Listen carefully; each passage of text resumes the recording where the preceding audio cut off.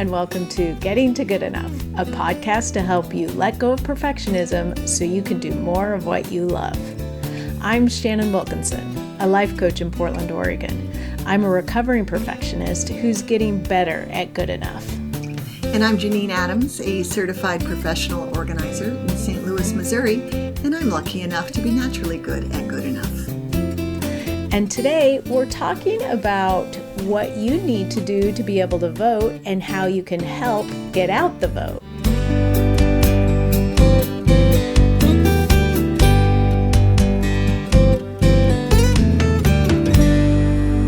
Hey Janine. Hey Shannon, how you doing? I'm great. How are you? Well, I'm good too. I'm glad to be back home after a long journey. Yeah. I have to tell you, I got the best greeting from Bix, who he's just so funny. He's a big dog, right? And he likes to jump up and down when he's excited. So he put his paws sort of on my chest and just jumped up and down with his, on his hind legs for a couple like of bounced minutes. in place. It was a little overwhelming. And so then that was on the porch, and then I went in the house and sat on the couch and just washed my face. And so then I turned to Barry and said, well, aren't you going to welcome me home? And Barry started jumping up and down. It was excellent. That is excellent. Yeah. I got a cat who ignored me until I got out the slicker brush and brushed her really, really, really hard.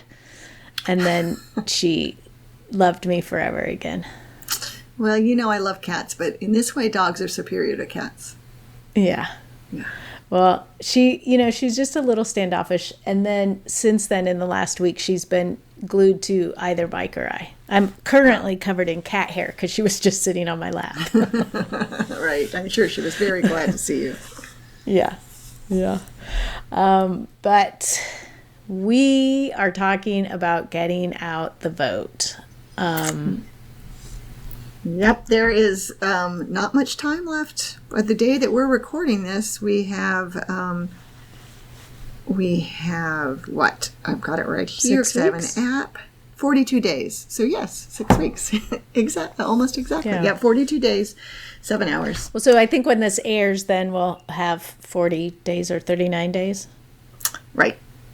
39 days, yeah. And that's not much time. Yeah. And it's definitely now it's time. It's crunch time to. Back in June, we talked about preparing to vote. And now it's time to really put any preparations into action. Yeah. And so we wanted to talk about the things you can do to make sure you're registered, to see what different ways you can vote in your state, because it's very different state by state, and how you can create a plan to vote.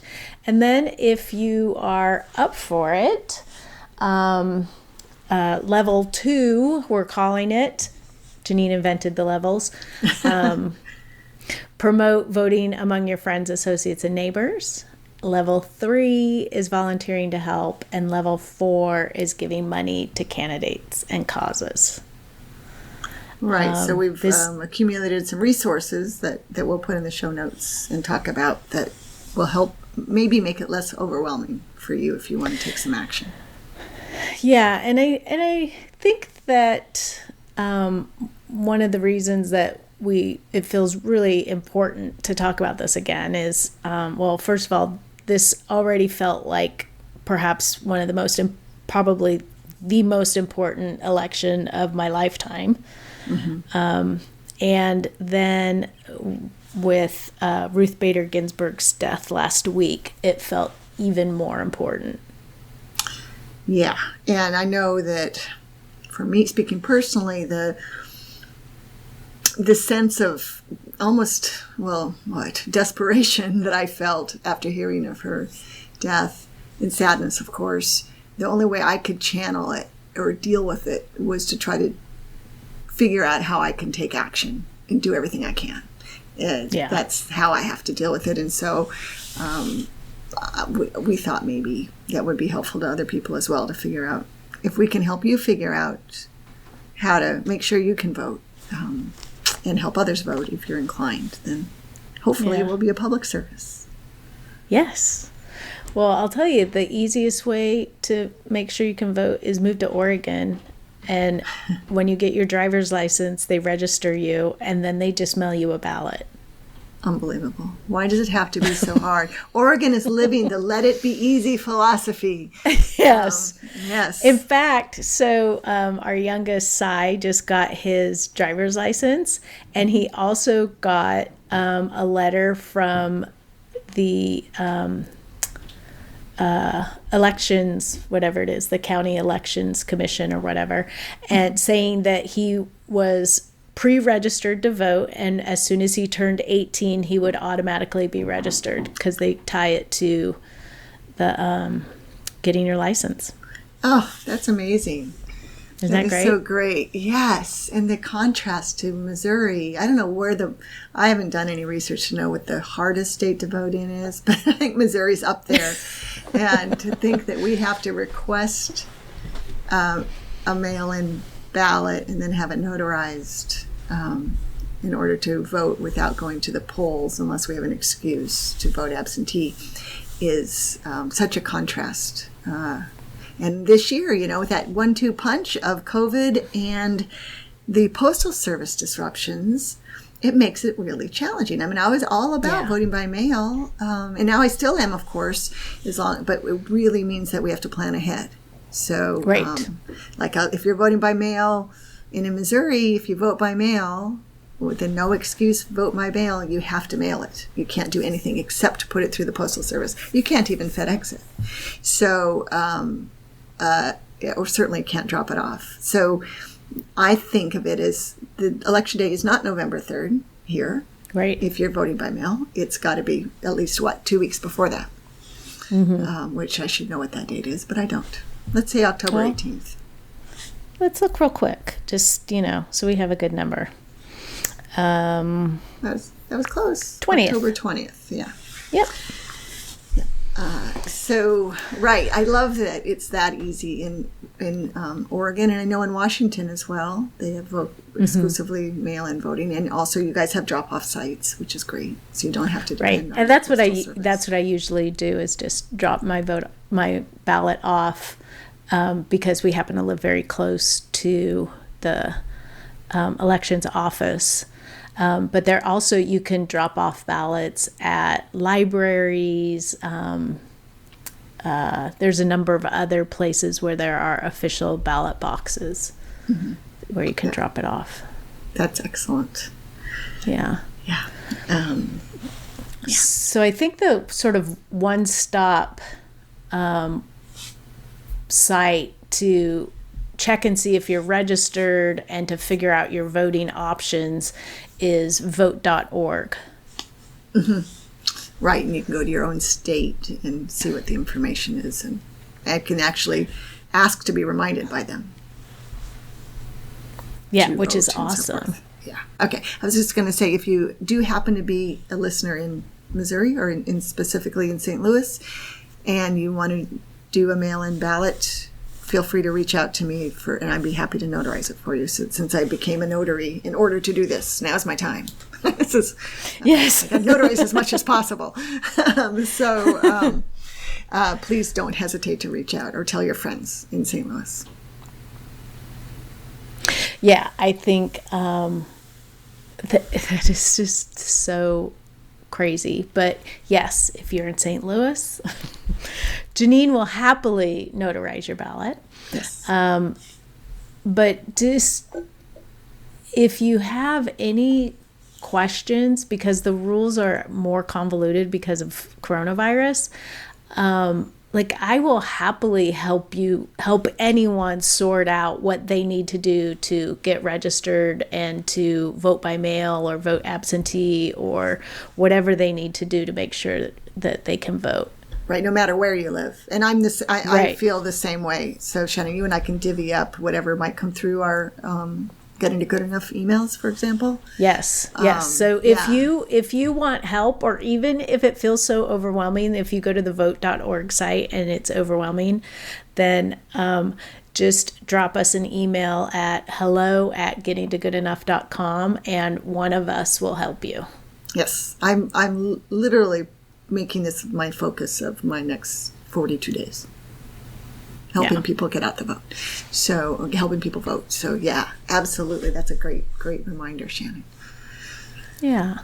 And so if you are voting in person, then you'll want to, make sure that you have a ride, that you can get the time off of work. And, from what we've seen from elections so far in the last couple of months, I think if you want to or have to vote in person, you need to plan on it taking all day. Wow. Yeah. So bring along some water and sandwiches. But the other thing is, you may need to take time off of work. Mm-hmm. There are a lot of things to consider, and you'll want to have proper protective equipment, a mask, hand sanitizer. You may want to wear gloves. I don't sort of know where we'll be at in 6 weeks or 5 weeks, but I'm sure that we're not going to be much further along in how we handle this. So, right. And the other thing to think about is, at least here in St. Louis, and I'm confident it's true elsewhere, because of COVID, the number of polling places has been reduced. So don't just assume that your polling place is the place you voted last time or in 2016 or 2018. So make sure you know what your polling place is. In St. Louis, they send us a postcard, and I swear it changes every time. So it's, and also, this is St. Louis City I was speaking of, and in St. Louis County, they're now letting anyone vote at any polling place. It's not true in the city, but in the county they can, because they upgraded their technology that will allow that. So just, again, it's do maybe a little bit of a deep dive on your options. Don't make assumptions this year. Yeah. Yep. And vote.org also has a polling place locator. Oh, excellent.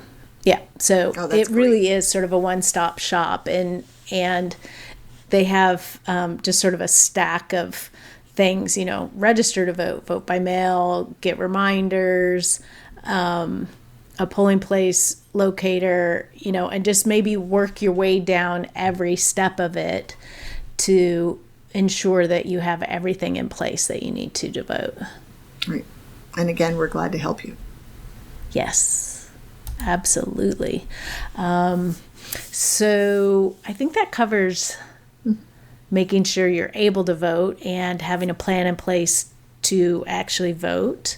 Mm-hmm. So then the next step is promote voting among your friends, associates, and neighbors. And you're doing an interesting thing, which I thought was nice, with your house cleaner, right? Oh, right. Yeah, my house cleaner, she likes to talk about politics with me. She's a young woman. And so I, for the primary, and then also now for the upcoming election, I printed out the application that you need to send in, an application for a mail-in ballot. And so, in fact, I haven't seen her because I've been traveling, but we said last time I saw her, she said, I'll bring a stamp, and we'll actually mail it. And I said, I'll give you the stamp. You don't have to bring a stamp. But she's a young woman. She doesn't have a printer. She doesn't need a printer in her life, right? Right. So, but you do if it's actually possible that somewhere deep in the Missouri voting website there's an online application, but I didn't find it. And it's also not that easy to figure out where to send the application, because it has to be to your individual board of elections. So anyway, I'm helping her with that. Anything, those conversations you can have. Heck, maybe I'll start saying something to the clerk at the grocery store. Have you registered to vote? It's like, I think young people in particular maybe need a little guidance, especially in a place like Missouri. Obviously not in Oregon, where all they have to do is get a driver's license. But in Missouri, it's not that easy. Yeah, I know. It's like, everybody's registered to vote. Like, it's so, unless you come here and you don't have a license and you don't get an ID card. Mm-hmm. Is the voting rate higher in Oregon than in other places? Yeah, and I think both things contribute to it, but we've been doing, I think we went 100% to vote by mail in 2000, but we started vote by mail in the 90s. So, and even on sort of off elections, what do they call them? Interim elections? Midterm elections. I knew there was a word. We have a higher voter turnout than. Yeah, I'm not surprised. Because the easier it is to do something, the more likely you are to do it. That's right. A true thing in life. And it really should be applied to voting.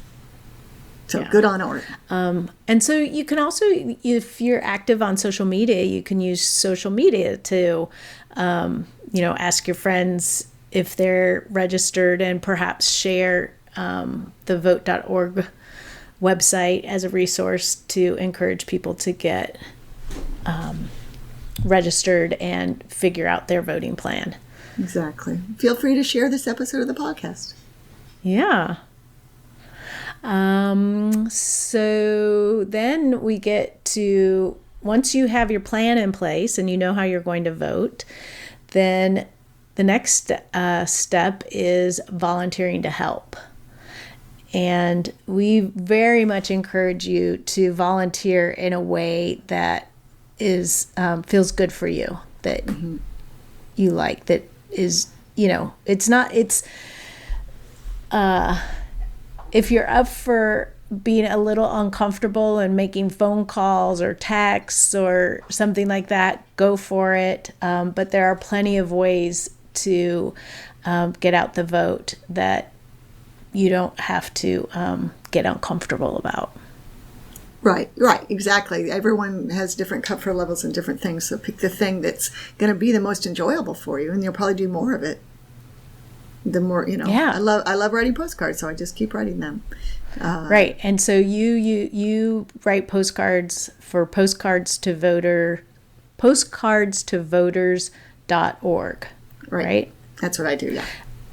Yep, and then there's another website, bluewavepostcards.org, which is, and they send you postcards that you send out. Yeah. There's another one that is called votefwd.org, voteforward.org, and that's letters where you print out a pre-written letter and you just handwrite a line on it. And if you want to do that and you aren't sure what to write on there, I would be happy to provide some samples for that. I have some very dear friends who are very, very active with that, and they've given me a lot of resources that I would be happy to share. Excellent. And if you are interested in texting, you can go to resistancelabs.com. And of course, we'll have all these links in the show notes at gettingtogoodenough.com. And the other thing is there's a major shortage of poll workers. Right. With the COVID crisis, the majority of poll workers are people in vulnerable age groups. So it's a real problem. So volunteering to help as a poll worker, especially young, healthy people, I think is just a dynamite thing to do. Yeah. I'm very proud that my husband has volunteered to be a poll worker. That's wonderful. Yeah. Very impressed. Yeah. But you can learn all about being a poll worker at workelections.com. And they on that site you can find out how to get connected with the elections boards, or whoever coordinates these things in your county is usually the level that's at. But from the little bit of reading I did, they will be providing PPE for poll workers. There'll be you get paid, I think. It's not a lucrative thing, but yeah, I think no, you're not going to get rich on working at the polls for one day. Right, but you're doing, at least it's compensated some. That's good, and every little bit helps. So that's a great thing to do if you're able. Yeah, absolutely. And then the last thing that we wanted to talk about was donating money. And there's a lot of different ways you can donate. You can donate directly to different candidates. You can donate to different causes. You could sort of channel your money pretty much any way you wanted to for this election. Those friends I talked about, they have created a matching fund on Act Blue called Take the Senate 2020, and they have $12,500 of matching funds, and so the first $12,500 will be, every dollar you give will be like giving two. That's great. Yeah. And these are just individuals, friends of yours. Yeah, these are just individuals who care a whole lot about getting Biden Harris elected and getting the flipping the Senate blue. Mm-hmm. And so that's how the money is divided. It's 20% going to the presidential election, and then 20% going to each of 4 senators that they think they can have the greatest impact, that donations will have the greatest impact in getting the seats changed. Yeah, talk about taking action. It's very impressive. Please tell them I'm very impressed, and I will donate to that fund. Because I love that they're also just making it easy for me. Not only might my donation get doubled, but even if it doesn't, I don't have to do the research to figure out exactly who to give the money to. Like this is it's spread out among some really high value campaigns. So that's enough for me. That's excellent. Yeah. Yep. Yeah, they've made it easy for us with every recent election. Mm-hmm. And they're the ones during the 2016 election, I made phone calls. I did phone banking, and they're the ones that organized it. And and wow, are they going to organize phone banking again this year? Probably. Yeah. And I did not want to do it. And then I was actually, they were doing it at their house, and I was there and just sort of watching. And then I'm like, this is ridiculous. Give me some numbers. Right. And you get signed onto this thing, and then it pops up on the website and tells you a number to call, or it connects you. And then when someone answers, then you have your little script. And most people were really nice, and only one person yelled at me. Nice. But, I had some good conversations, and then some people, were, whatever. But I felt really good. I felt like I was doing something. And there was one person who hadn't voted yet, and then went out and vote because I called. Because of your call? Yeah. Oh, fantastic. That's great. So, yeah. Yeah, I mean, I hate the phone, and that's like my idea of hell. But I do know that feeling. I used to do it when I was younger, even though I hated the phone. I did it. I did it a lot, actually, in the 80s. But and recently I did a little bit. But it's so I know that feeling. I mean, even that getting through that, your discomfort to do something that's important to you is just great. Yeah. Yeah. So do you have anything else that you want to say about getting out the vote? No, just reiterate the offer to help you navigate how you can vote or help others vote. We are sincerely happy to help you with that. So, yeah, absolutely, 100%. Like, if someone gets overwhelmed by trying to figure any of this out, we will help you however we can. Right. And remember, it's not an all or nothing proposition. Just doing anything is helpful. And yes, it doesn't have to be the perfect thing. Right. Right. Just get started and then ask questions. Ask for help. If I can learn how to ask for help, anyone can ask for help. That's right.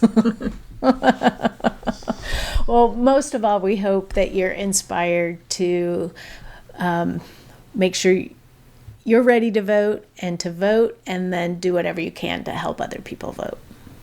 Yes. So you can get all of the links on the show notes at gettingtogoodenough.com. You can let us know if you have questions. You can share we'd love to hear from you if you are have gone through the steps and have registered and have a plan. And if you are donating time or money, we'd love to hear about it. You can let us know on social media, on Facebook. We're Getting to Good Enough, on Instagram, Getting to Good Enough, and on Twitter at GTG Enough. You can leave us a message at 413-424-GTGE. That's 4843. And you can, if you need help, you can call that number and one of us will call you back. Well, probably me, because Janine hates the phone. I'll email you back. Yeah. But if it's whatever is easiest for you to let us know that you could use a little assistance in getting started, please use it. But for now, this is Shannon Wilkinson in Portland, Oregon.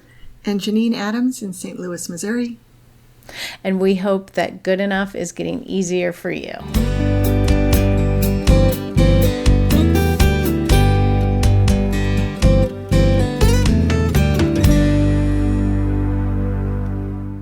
I hope someone calls. Good, so you can call them back. Yeah. Yeah.